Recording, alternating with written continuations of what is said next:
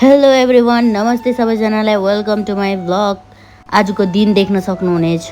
त आज मैले यहाँनिर आफ्नो गाउँबाट लिएर आएको चानालाई सुकाउँदैछु हैन। राम्रो घाम लागिरहेको थियो अनि त्यसको बादमा म तल आएँ रुममा। यहाँ चाहिँ यस्तो गरम छ बेंगलोरमा, कुरै छोडिदिनु न। अनि मैले चाहिँ यहाँ तपाईहरुलाई वेदर देखाउँदै थिएँ हैन। घाम हेर्नु न कस्तो लागिरहेको छ।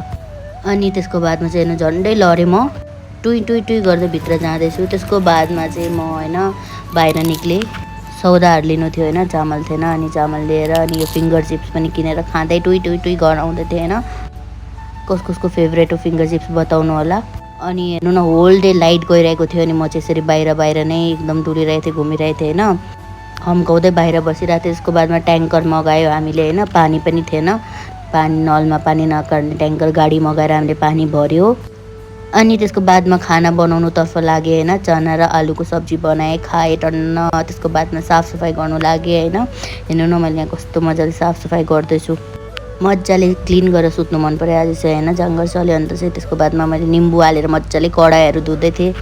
निम्बुहरू हाल्यो भने चाहिँ अमिलो कुराले चाहिँ एकदम टिलिक्क टल्काउँदो रहेछ नि त भाँडाकुँडालाई। त्यही भएर चाहिँ म मजाले धुँदै थिएँ स्पिड धोएर चाहिँ। त्यसको बादमा हैन पखाल्नुतर्फ पनि लागिहालेँ।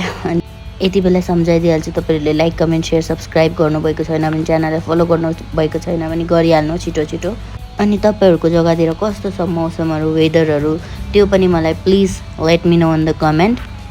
हेर्नु न कस्तो मजाले टल्क्यो है कडाई। त्यसको बादमा मैले सबै साफसफाइ गरेको देखाएँ हैन। त्यसको बादमा हल्का दुध उमालेर भित्र आएँ रुममा हैन। कस्तो गरम भइरहेको थियो। त्यसको बादमा मैले सुत्नुभन्दा अगाडि हजमोला खाएँ हैन।